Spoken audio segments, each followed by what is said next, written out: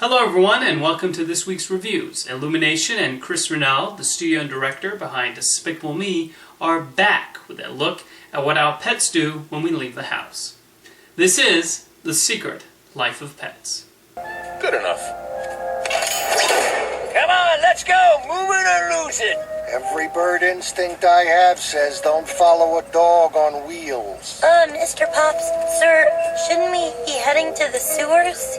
Now, if we take the human route, getting there is going to take days. You may have lots of time, but for me, every breath is a cliffhanger. So, we got to take the secret route. Okay, the secret route was death. Well, that's that, I guess. Come on! With Illumination Entertainment's output, I almost always seem to leave their films with about the same reaction.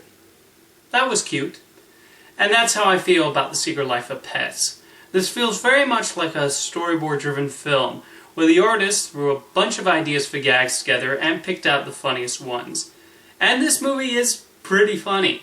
Most of the humor comes from the actions of the pets that I'm sure plenty of animal owners will recognize. It's a film that understands what makes certain animals really funny, like Dachshunds. I think the Dachshund is the funniest dog breed of them all, and The Secret Life of Pets understands precisely why. When the humor goes into the absurd, it never feels jarring.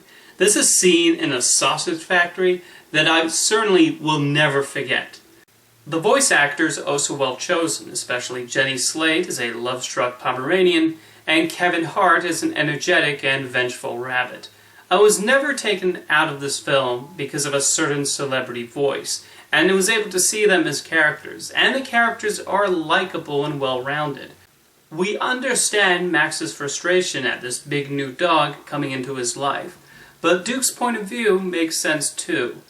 However, when the film tries to hit you with an emotional gut punch, it doesn't really make the impact it wants you to. It doesn't really feel earned, and then it quickly jumps to the next action scene.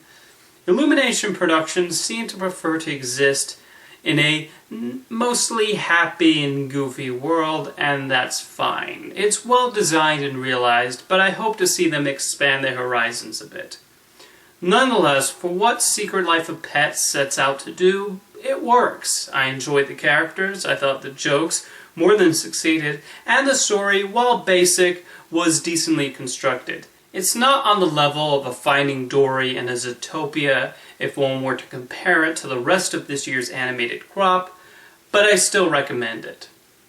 Next is a raunchy comedy apparently inspired by a true story, but I'm dubious about that.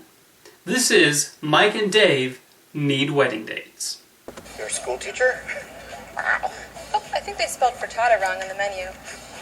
I always notice words and spelling because I'm a teacher and that's what I do. So Alice, what do you do? Manage a hedge fund. You manage a hedge fund? I don't even know what a hedge fund is. Oh, so there's a regular fund, and then there's a hedge fund.